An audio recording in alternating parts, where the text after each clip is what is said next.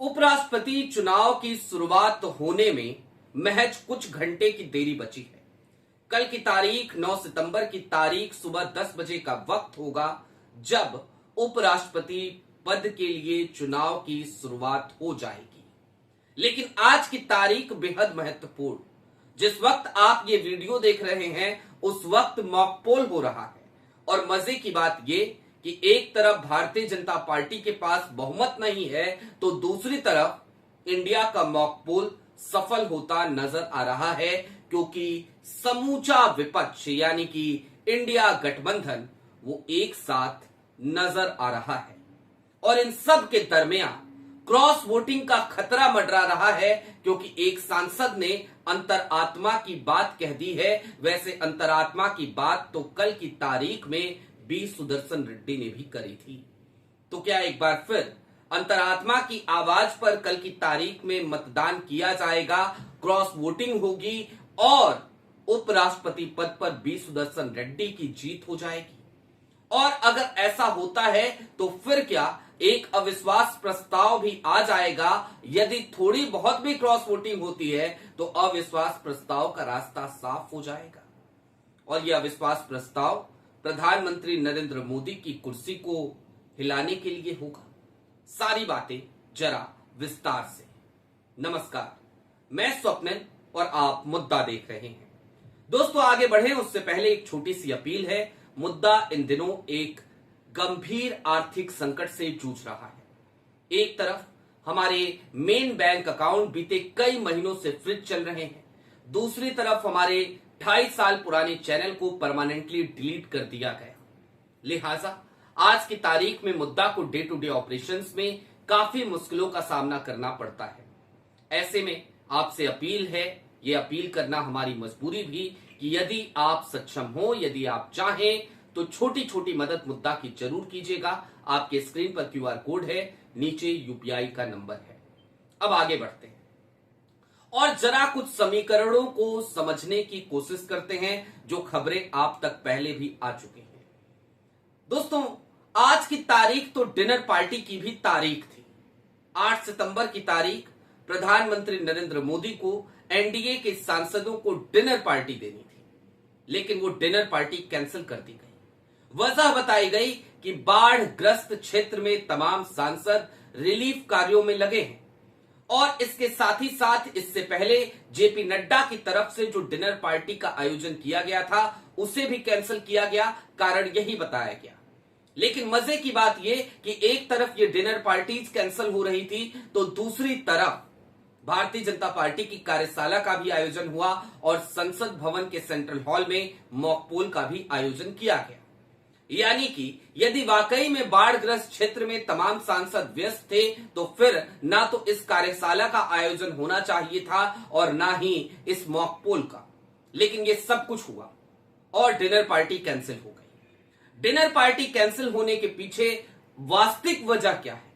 तो दरअसल वो वजह वही है कि लोगों के ना पहुंचने का खतरा और उसके बाद निकलते हुए मैसेज और उन मैसेजेस को हिलती हुई कुर्सी, क्रॉस वोटिंग का मंडराता हुआ खतरा। कुल मिलाकर प्रधानमंत्री नरेंद्र मोदी के घर की डिनर पार्टी हो या फिर कि जेपी नड्डा के घर की डिनर पार्टी, दोनों के कैंसिल होने के पीछे सबसे बड़ी वजह यही थी।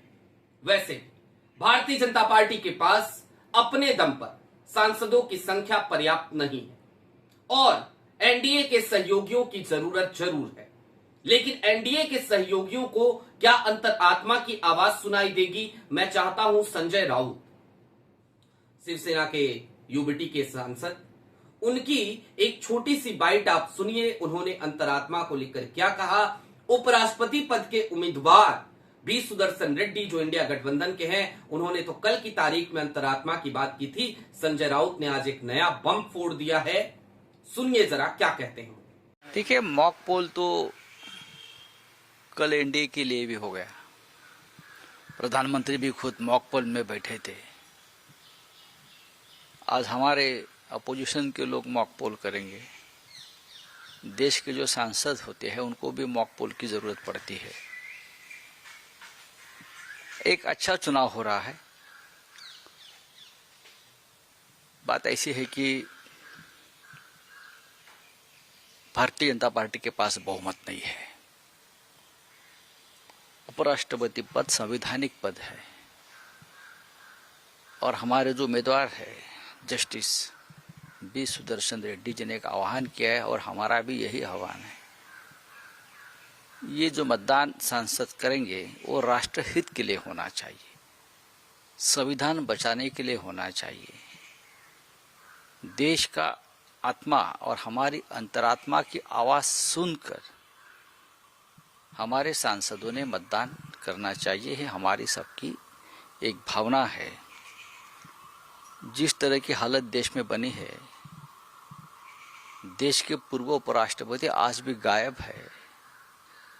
ये नज़ारा क्या दिखाता है कि लोकतंत्र में सब कुछ ठीक नहीं चल रहा है। जो अपनी रीढ़ की हड्डी दिखाएगा उसको गायब किया जाएगा। तो आने वाले उपराष्ट्रपति पद को भी बहुत सावधान रहना चाहिए। सर, बाकी दलों से भी आह्वान करेंगे क्या? हमने किया है, बातचीत चल रही है, बातचीत हो गई है सबसे।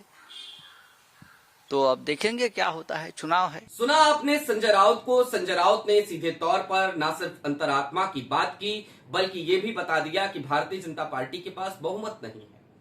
अंतरात्मा की आवाज पर पहले भी इस देश में मतदान हुए हैं और उसका परिणाम अंतरात्मा की तरफ ही झुका हुआ नजर आया था। दोस्तों, जब जगदीप धनखड़ ने चुनाव लड़ा था तो वो 346 मतों से जीते थे। जाहिर सी बात है उस वक्त पे विपक्ष कमजोर था, लेकिन आज की तारीख में विपक्ष के पास कुल मिलाकर 324 सांसदों का आंकड़ा तो है और ये आंकड़ा छोटा आंकड़ा नहीं है। यानी कि जीत का अंतर 100 और 125 के बीच होना चाहिए। लेकिन यदि ये 100 और 125 के बीच का अंतर नहीं होता है, यदि 25-30 की भी कमी हो जाती है, इतनी भी क्रॉस वोटिंग हो जाती है, तो निश्चित तौर पर प्रधानमंत्री नरेंद्र मोदी की कुर्सी फंस जाएगी। मामला सिर्फ और सिर्फ आज की तारीख में उपराष्ट्रपति पद के चुनाव तक सीमित बचा नहीं है। अब ये पूरी कहानी दरअसल आज की तारीख में उपराष्ट्रपति पद के चुनाव से आगे बढ़कर अविश्वास प्रस्ताव की परिणति तक पहुंच चुकी है। और कैसे पहुंची है तो जरा उस समीकरण को भी समझने की जरूरत है। उपराष्ट्रपति पद का चुनाव कल की तारीख में जब होगा और 6 बजे जब मतगणना शुरू होगी और कल जब रिजल्ट आएगा, परिणाम आएंगे, उस वक्त पे यदि भारतीय जनता पार्टी और एनडीए के खेमे को झटका लगता है, यदि क्रॉस वोटिंग हो जाती है, भले ही सीपी राधाकृष्णन चुनाव जीत जाए तो भी एक अविश्वास प्रस्ताव की तरफ विपक्ष बढ़ जाएगा। एक क्लियर मैसेज मिल जाएगा कि भारतीय जनता पार्टी के पास जो सरकार इस वक्त चल रही है एनडीए की, उसके पास बहुमत नहीं है और इसको लेकर सिर्फ और सिर्फ इंडिया गठबंधन अपनी तरफ से कोशिशें नहीं कर रहा। भारतीय जनता पार्टी के तमाम वो सांसद जो सांसद आज की तारीख में गुजरात लॉबी के वर्चस्व से परेशान हैं, जो प्रधानमंत्री नरेंद्र मोदी और गृह मंत्री अमित शाह की तानाशाही रवैये से परेशान हैं, वो सभी के सभी इसी उधेड़ बुन में लगे हैं कि किस तरीके से इन्हें बैकफुट पर डाला जाए। और बैकफुट पर डालने का ये मौका किसी और ने नहीं बल्कि खुद मोदी और शाह ने ही दे दिया, क्योंकि उपराष्ट्रपति जगदीप धनखड़ का आनन फानन में इस्तीफा लेना दरअसल सबसे बड़ी भूल आज की तारीख में साबित हो रही है गुजरात लॉबी के लिए। यानी कि कुल मिलाकर इस बात को आज समझना बेहद आसान है कि विनाश काले विपरीत बुद्धि की जो कहावत है वो कैसे आज भारतीय जनता पार्टी की और खास तौर पर गुजरात लॉबी की तरफ से चरितार्थ की जा रही है। ना तो जगदीप धनखड़ का इस्तीफा होता, ना तो उपराष्ट्रपति चुनाव की नौबत आती, ना तो क्रॉस वोटिंग का खतरा होता और ना ही अविश्वास प्रस्ताव लाने की तैयारी विपक्ष कर रहा होता। विपक्ष जब अविश्वास प्रस्ताव लाने की तैयारी कर रहा है तो जाहिर सी बात है वो इस तैयारी को ठोक बजा के देख भी रहा है।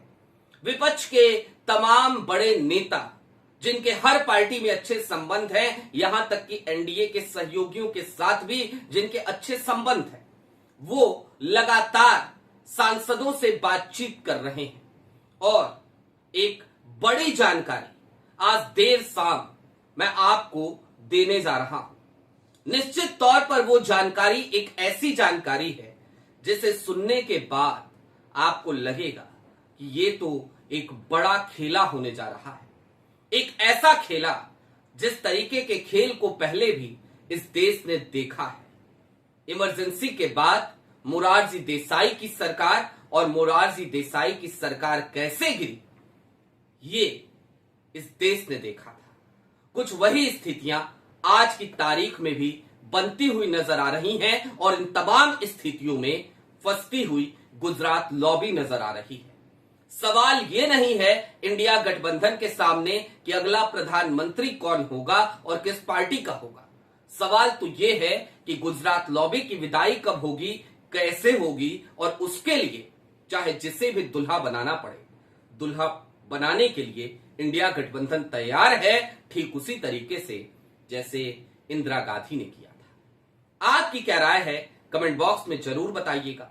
अभी के लिए दीजिए इजाजत। ऐसे ही तमाम अपडेट्स, तमाम डेवलपमेंट्स के लिए जुड़े रहिए मुद्दा के साथ। चलते चलते फिर वही अपील, चैनल पे नए हो तो सब्सक्राइब करते हुए जाइएगा, सक्षम हो तो छोटी छोटी मदद मुद्दा की जरूर कीजिएगा। शुक्रिया।